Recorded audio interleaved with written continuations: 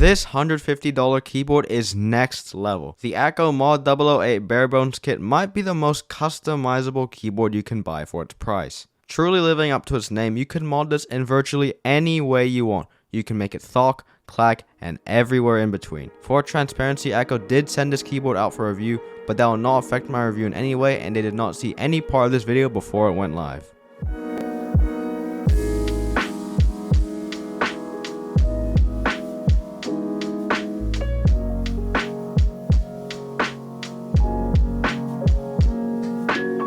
This is probably the biggest keyboard box I think I've ever seen. It's just such a big package.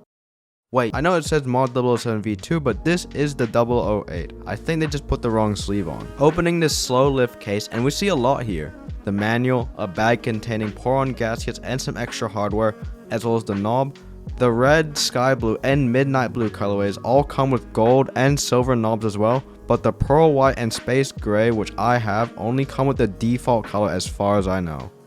Then we have the top half of the keyboard, which includes the top frame, PCB, aluminum plate with silicone gaskets, and stabs installed. Removing the foam, we see yet another layer of stuff. There's a black cord cable, which I believe they sell on their website for $10. This one definitely won't win any awards, but it's free, so I can't really complain. Then we come to the bottom half of this box, which includes the bottom case, polycarbonate plate, a sheet of pour-on which acts similar to the PE foam mod, and some case foam. You get a lot for $150, and the included modding accessories definitely makes this keyboard live up to its name. This is a 65% keyboard kit, which means you have to provide switches and keycaps on your own.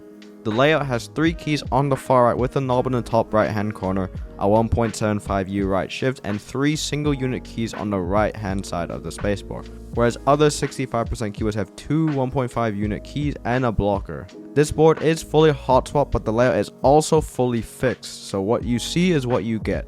They do have support for 5-pin switches though. The silicone gaskets work similarly to the ones we saw in the QK65, where they just attach into a tab in the plate without any adhesives, so it's not permanent and very easy to undo if you like. What is permanent is if you want to install the pour-on gaskets, because these do have adhesives at the back, and while you technically can remove them, it definitely won't look pretty, so pour-on is pretty much a one-way ticket. You also only get enough gaskets for 1 plate plus 4 extra, so if you're wanting to install these while wanting to use both of the included plates, my advice is to install them onto the case, not the plate, but I'll just be installing mine onto a plate in this video because I like having options. This board has north-facing sockets so that you may run into interference with cherry profile keycaps, but they do have per key RGB. It does have plate mount stabs which are factory lubed, but they also have support for screw-in stabs if you like to use those. We don't see a screwless design here like we saw in the QK65, so all 6 of the screws holding the case together are fully visible, alongside a little Akko sticker at the back.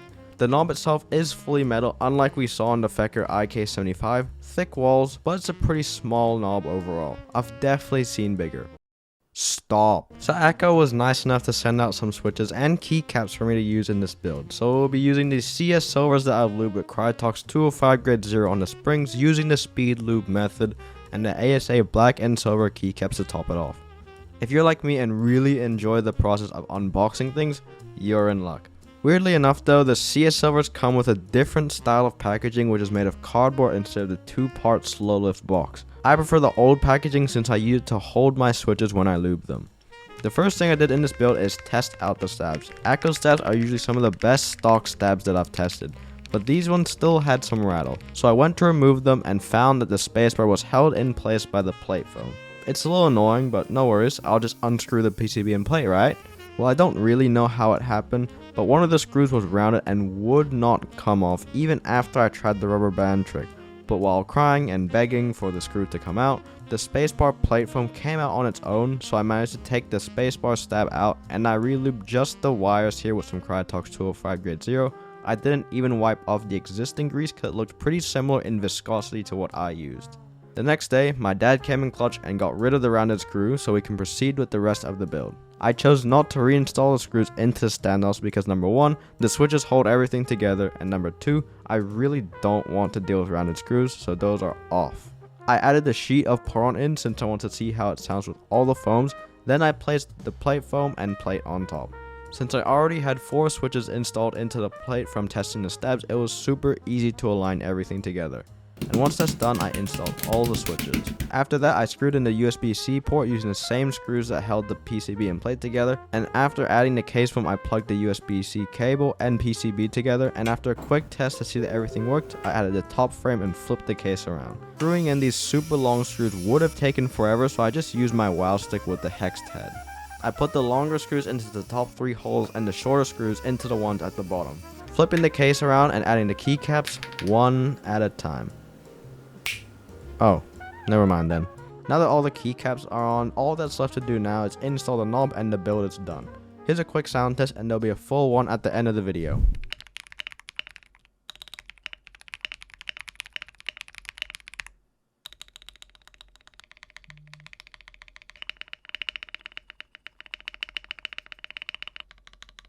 I think that this board came out really nice with all the foams installed. It's muted with a hint of pop in it, especially that spacebar with the ASA keycaps on it. I'm honestly a huge fan. The total price of this build came out to just under $240, which honestly is a pretty good deal. There isn't any hollowness or ping in this board, which is to be expected since we stuffed it full of foam. The CS switches definitely punch above their weight class and price, and the keycaps tie it all together. They have super long 22mm springs which result in a super quick and snappy return, but they have a short travel distance of 3mm. So while these are great for gaming, I would personally use a different switch because I prefer a full 4mm travel while typing. That's just my preference though. The feel here is super stiff, as expected with the silicone gaskets and aluminum plate. It's definitely not for me.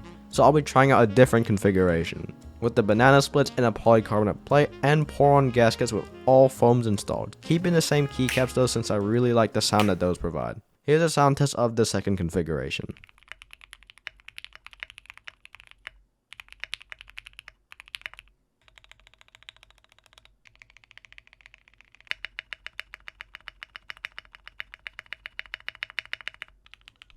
Okay, I definitely prefer the sound of the second configuration since I prefer a more high-pitched sound in my keyboards, but this just goes to show the MOD008 can swing either way when it comes to sound profile. It just depends on your switches, keycaps, the plate, the gaskets, and literally everything else. I'd say for a deeper sound profile, go with the silicone gaskets over pour-on, but in terms of plate, it really depends on the switch, but there's probably a middle ground in there somewhere in between. One thing I noticed with the polycarb plate is that all of the 2U keys have a lot more movement in this plate, so I would recommend adding strips of tape or even band-aids to reduce the clearances.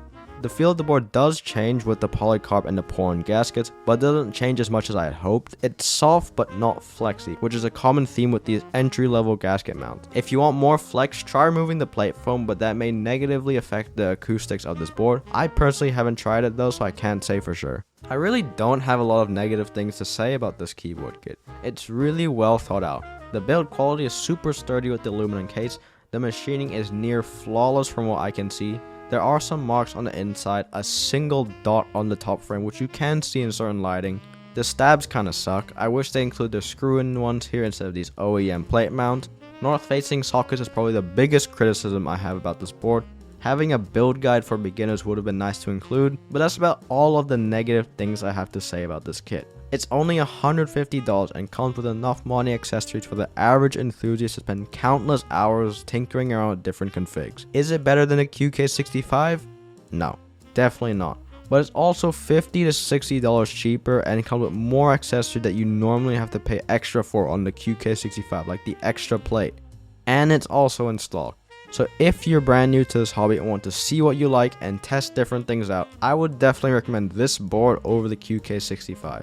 If you're a little more seasoned, maybe you've built a board or two, or you're wanting to move from budget to entry level, or you like the look of weights on the bottom of the keyboards, QK65, now that the group buy started. All in all, I think Akko crushed it with the MOD008.